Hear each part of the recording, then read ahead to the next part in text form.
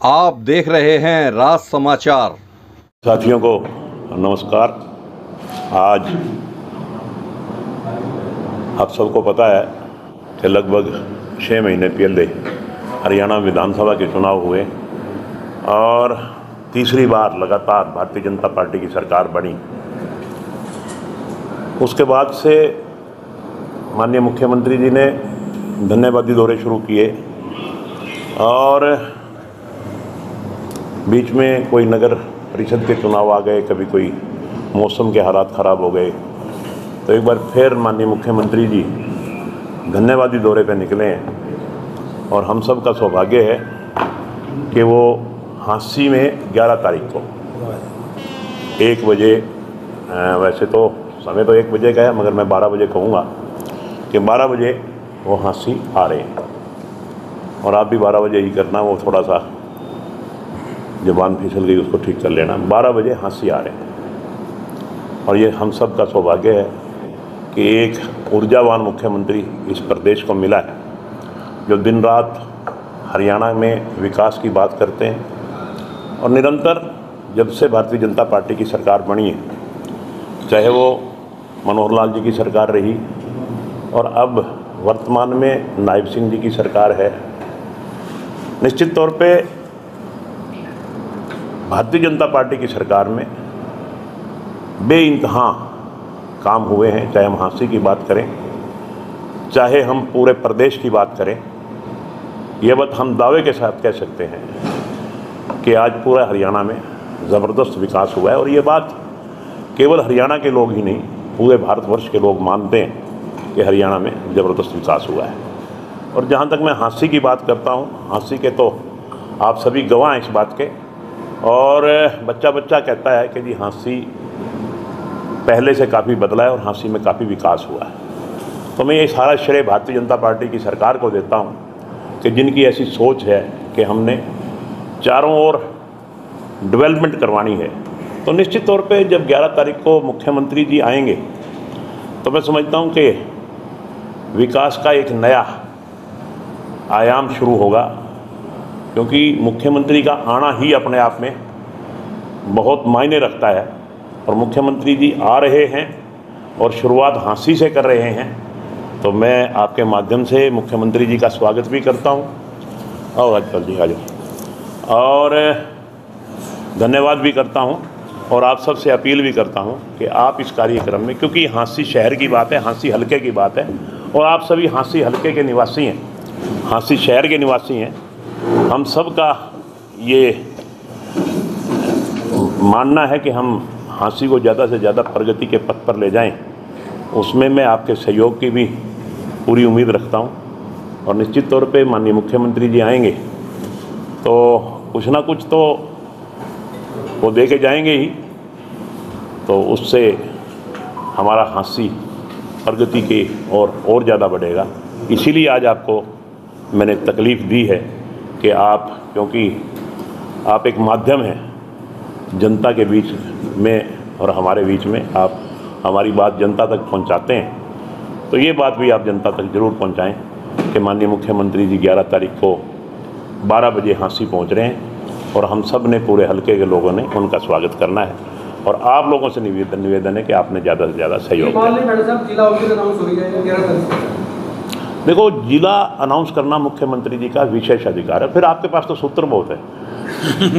ठीक बात है। जिले के लिए फिर कोई अन्य डेट फिक्स करोगे या इसी में? देखिए, ये मैं तो डिमांड तो शुरू से ही कर रहा हूँ।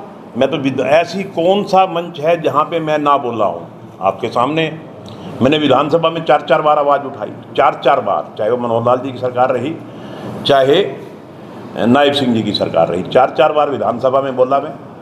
मंच पे जब भी यहाँ पूर्व मुख्यमंत्री श्री मनोहर लाल जी आए, जो वर्तमान में कैबिनेट मंत्री हैं सेंटर में, चाहे नायब सिंह सैनी जी वर्तमान मुख्यमंत्री हैं, वो आए, मैंने हर मंच पे आवाज़ उठाई।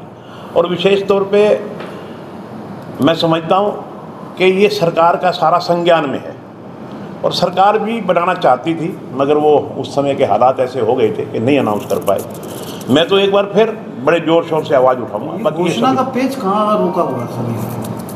देखिए, जो चीज़ जब होनी होती है, हर समय हर चीज़ की एक समय होता है, फिक्स होता है। और मैं तो आपके माध्यम से यही बताना चाहता हूँ कि मैं तो अब भी कोई कसर नहीं छोड़ूंगा।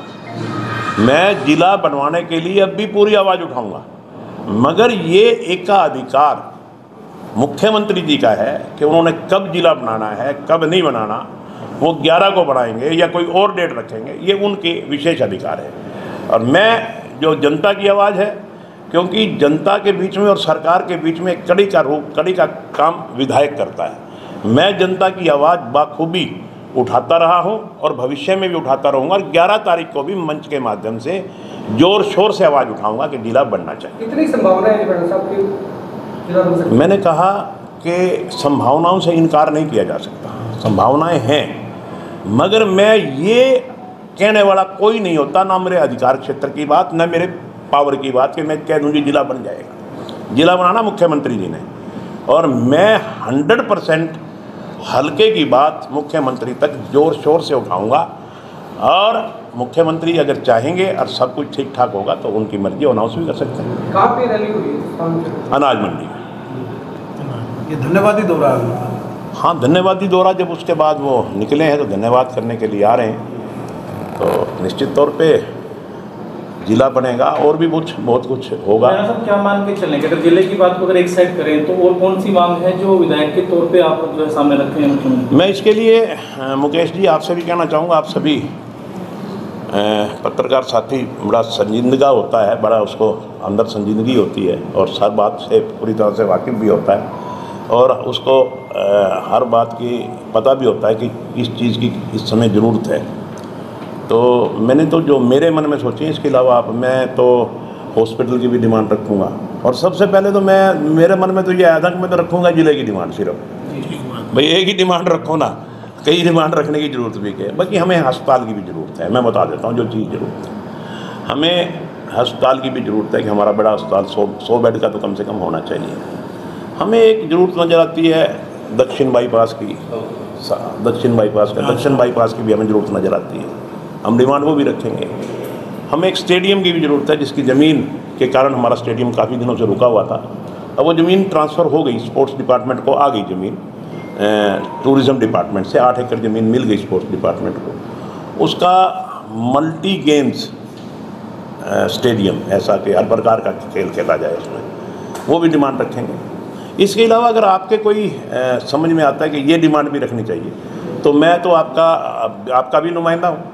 आपकी पेयजल क्राइसिस तो आई बार हो जाता, वाटर क्राइसिस। राजीव जी, शायद आपको शायद पता नहीं है, इसके लिए भी हमने प्रयास तो किए ही किए, वो प्रयास हमारे सिरे चढ़ गए। आपको यहाँ मैं बताना जरूरी समझता हूँ कि हमने भाखड़ा, क्योंकि यमुना हमारी 42 दिन के बाद आती है, यमुना 42 दिन के बाद आती है, तो 42 दिन के बाद जो पानी आता है उससे पहले हमारे टैंक विशेष तौर पे मई जून में सूख जाते हैं।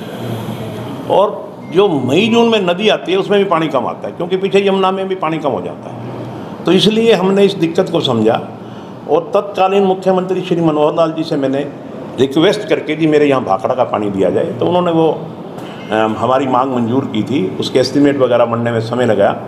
अब माननीय नायब सिंह सैनी जी ने भी उस बात को आगे चलाया और उसका टेंडर भी हो गया। शायद एक आध दिन में वर्क अलॉट भी हो जाए और काम शुरू हो जाएगा।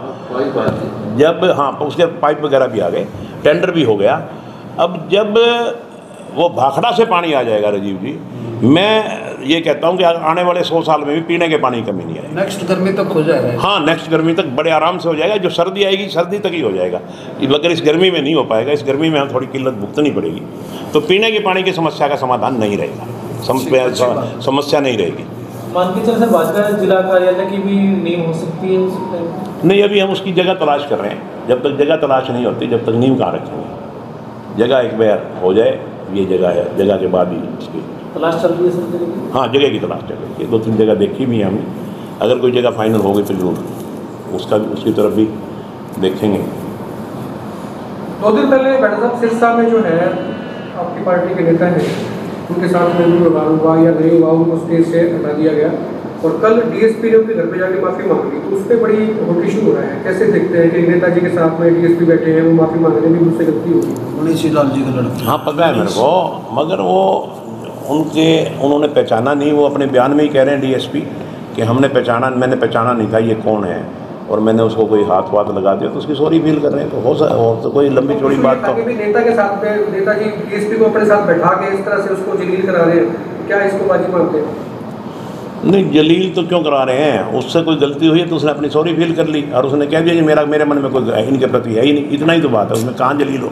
ये अपोजिशन का काम है, किसी भी बात को किसी तरीके से घुमा दें। बाकी अगर उससे कोई गलती हुई है, मेरे से कोई गलती हुई है, और मेरा राजेश से कोई उस बात से पीड़ा हुई है, तो मैं राजेश से कह सकता हूँ, राजेश मेरे दिमाग में कोई ऐसी बात थी नहीं, अगर तेरे को पीड़ा हो तो यार ख़त्म कर बात को, मैं तेरे से सॉरी फील करता हूँ। ये तो वैसे कोई भी कर सकता है।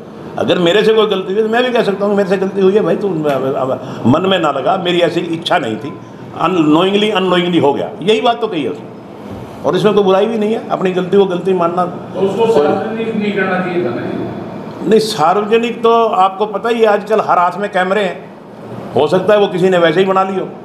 हर हाथ में कैमरा है, कहीं 4 आदमी बैठे हो, कोई भी रिकॉर्ड करवाया ही गया। चलो ये तो खैर मैं नहीं कह सकता रिकॉर्ड करवाया गया है कि रिकॉर्ड हुआ है, मगर रिकॉर्डिंग तो आई है, और उसमें कोई डीएसपी कोई गलत बात भी नहीं कह रहा, कोई ने हाथ जोड़ रहा है ना कोई किसी उसकी कुछ वो ऐसा हरकत कर रहा है। वो तो उसमें देखो, अगर गलती की है, गलती मानना कोई बुरी बात नहीं है। गलती माननी है तो अच्छी बात है, क्या बात है, इसमें फ़र्क भी क्या पड़ता है। अगर गलती करके गलती हो गई, अब मैं मंच पे जा रहा हूँ और मेरा डीएसपी हाथ पकड़ ले, तो डीएसपी की नोइंगली अननोइंगली गलती तो है। उसको पता है कि ये विधायक है यार, मंच पे जा रहा है और मेरा हाथ पकड़ के नीचे हटाएगा, और कल को मैं कहूँ यार तूने मेरे साथ गलत व्यवहार किया, तो उसको वो कहेगा सॉरी सर, मुझे नहीं पता था कि आप विधायक हैं, मैं आपको पहचाना नहीं था, मैं आपसे कभी मिला नहीं था। तो इसमें कोई लंबी चौड़ी बात तो नहीं है। आप बताइए। सर महिपाल डांडा जी ने एक अफसर को जो सस्पेंड करवा दिया, कोर्ट ने उनको दोबारा फिर बहाल किया, फिर महिपाल डांडा जी को सस्पेंड करवा दिया। देखिए, कई बार अफसर हरकतें करते हैं, फ़ोन ना उठाना, मंत्रियों के फ़ोन ना उठाना, विधायकों के फ़ोन ना उठाना। आप तो उस कमेटी के चेयरमैन भी हो, हाँ फ़ोन नहीं उठाते, हाँ, वो उस कमेटी का चेयरमैन था मैं। हर साल नई कमेटियाँ बनती हैं।